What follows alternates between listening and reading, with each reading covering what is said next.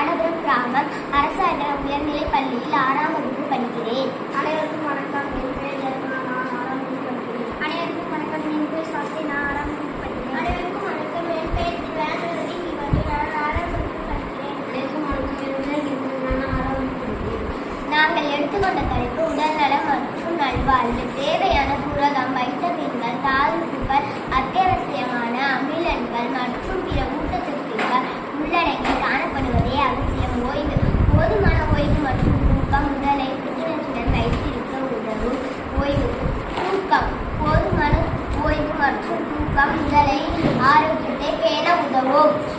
நெல் என்பது ஒரு புல்வகையை சேர்ந்தது. ஒரு தானிய பயிர். இதன் உண்மையை நீக்கிய பிறகு கிடைக்கும் விதையை நாம் உணவாக பயன்படுத்தும் அரிசியாகும். இது தென்கிழக்கு ஆசியாவில் தோன்றியதாக கருதப்படுகிறது.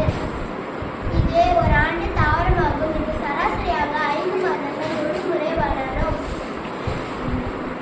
நெல் நமது பாரம்பரிய உணவு. நாம் துரித உணவை உண்ணாமல் இது போன்ற விவசாய நிலத்திலிருந்து பெறக்கூடிய உணவை நாம் சாப்பிட்டால் உடல் வலிமையாக இருக்கும். நெல் நாட்டு வளர்ப்பு மற்றும் நாம் பராமரிப்பு. நன்றி. பாலில் சாப்பிடுவதால் செரிமானத்தை மேம்படுத்துதல், எடை இழைப்புக்கு உதவுதல், கொழுப்பை குறைத்தல், இதர ஆரோக்கியத்தை மேம்படுத்துதல், எலும்புகளை பலப்படுத்துதல் போன்ற பல நன்மைகள்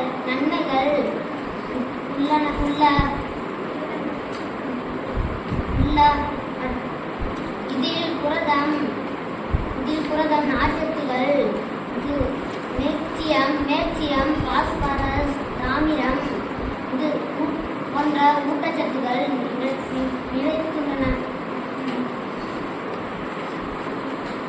கோதுமை உலகில் மிக முக்கிய தானியமாகின்றது. இது ஒன்றாகும்.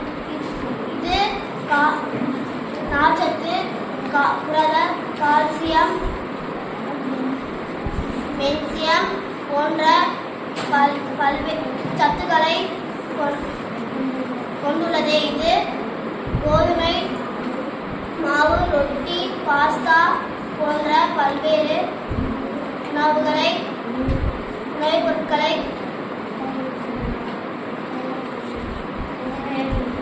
தயாரிக்கப்படுகிறது. கோதுமை உற்பத்தி முதலிடம்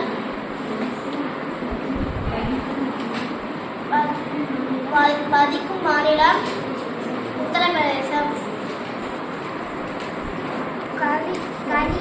கருப்பு கணினி அரிசி சாப்பிட்டு வந்ததால் கருப்பு கணினி அரிசி சாப்பிட்டு வந்தால் நன்மை. உயிர் இரத்த சர்க்கரை மற்றும் கொழுப்பை கட்டுப்படுத்த குறைக்கிறது.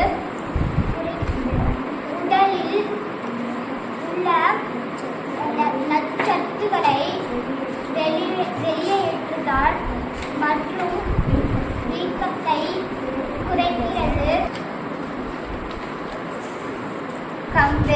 கம்பு உடல் சூட்டை.